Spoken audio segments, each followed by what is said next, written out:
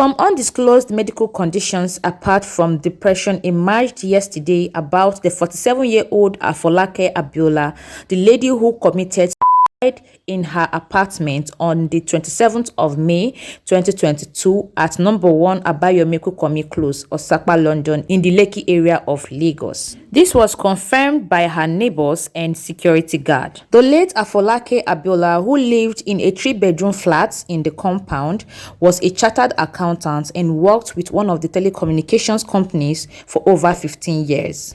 According to source, one of the tenants, a retired civil servant, Patrick Olumese, said, "We were just neighbors, not relatives. We didn't know about the death until her relatives woke us up that morning. It is a sad tale to recount. She was a very sociable and humble neighbor to us all, but she loved to be on her own. She did not have many friends, apart from her younger sister who used to come and spend some time with her here. She used to live with her younger brother, who has built his own house, married, and moved out with his wife. But in these last 5 years, she had been living alone. To be honest, she appeared like someone who had mental challenges. Before her father died, we used to see him rush down to the house on occasions when it seemed she had a kind of attack. He would calm her down, take her for some kind of therapy, and bring her back to start a normal life. That happened for quite some time and were managed by the father until the man joined his ancestors. Since her father passed on, nobody was playing that role for her except the younger sister who came once in a while. For us as neighbors, we were aware of this problem. Whenever the attack came, we would contact her sister or brother. But this time, she did not exhibit any symptoms.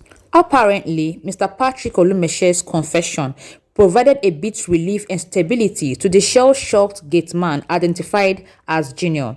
Initially, he was too shocked to speak about what he knew about the deceased and volunteered to take the report to the 80-year-old Olumeshe.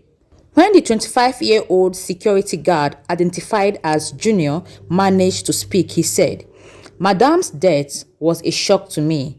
She was the kind of woman who didn't like noise. In fact, I am planning to leave this job because she was the only one who used to help me in this compound. But I think she had a mental problem. When the attack came, she would be walking aimlessly without any destination in mind. And if you try to stop her, she would resist." According to source, they tried reaching the younger brother of the deceased, Mr. Tunde Abiola, who lived with her. Abiola, who was near weeping as he was speaking to them, described the death of her sister as devastating. He, however, expressed sadness that the social media feasted on rumors to celebrate such a demise, thereby compounding the pains of the bereaved family. According to him, truly we are traumatized by her death, but we are more worried about the rumors making the rounds on social media, which we are not confirmed. I don't want to talk about it anymore.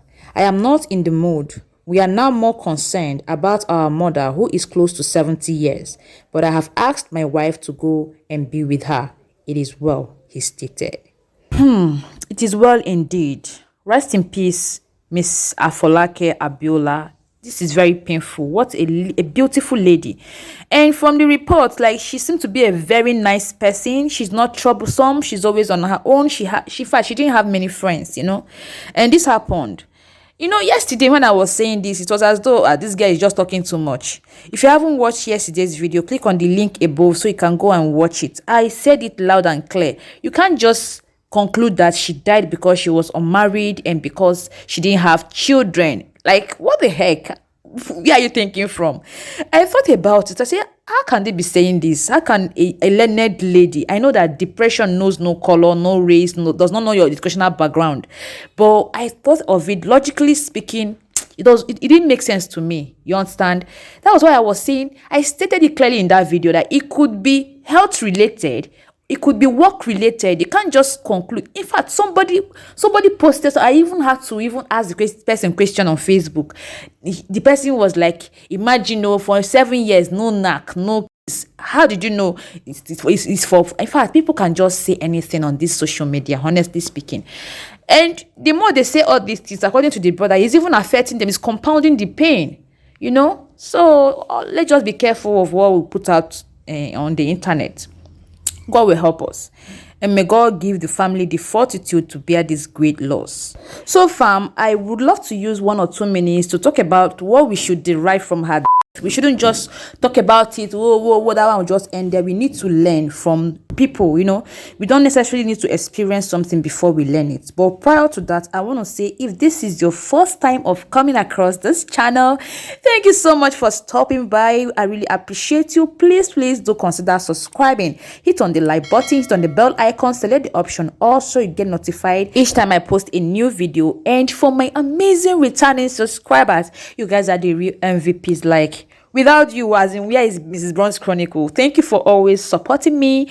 God bless you. So, fam, from what I've narrated, from what the neighbor said, the security guard, from the information they have dished out for us now, what have you learned from this incident? I would love to know if you've learned something. And I would also love to ask this question. Do you think this would have been prevented? Just let me know in the comment section, and I would love to take just 1 minute to share what I've learned so far and what I think about her. Okay, fine. From what her neighbor and the security guard said, it's obvious she had mental health problems. And in my own opinion, I think families should look out for one another, especially for those of them that have special needs. In this case now, in their family, this lady has special needs. According to the information, they said his father, when he was alive, he normally rush in occasionally to, you know, calm her down whenever she's under attack or whenever she's having symptoms, take her for some sort of therapy and bring her back to continue her normal life. So what I think is that they would have kept her with someone. They wouldn't have left her to live on her own.